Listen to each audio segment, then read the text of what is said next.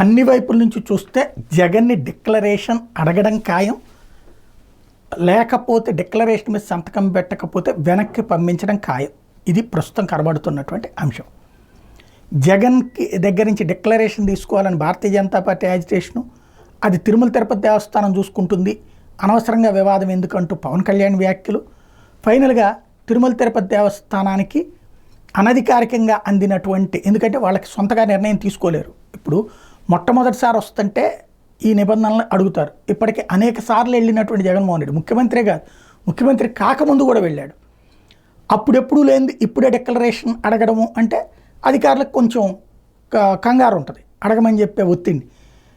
ఎవరో పైనుండి సపోర్ట్ చేయాలి అంటే రాష్ట్ర ప్రభుత్వం నుండి ఒత్తిడి ఉండాలి.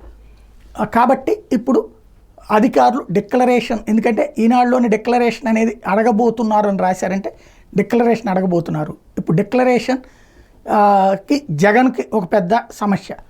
ఇంతకాలం దర్శనానికి వచ్చి ఇప్పుడు డిక్లరేషన్ మీద సంతకం పెట్టడం అంటే ఎన్నాళ్ళు తను తప్పు చేసినట్టని ఒప్పుకున్నట్టు. సంతకం పెడితేనేమో అది, పెట్టకపోతేనేమో పెట్టలేదు అన్నటువంటిది. చూసారా అతనికి హిందూ ధర్మం పట్ల గౌరవం లేదు అని చెప్పేటటువంటి ప్రయత్నం.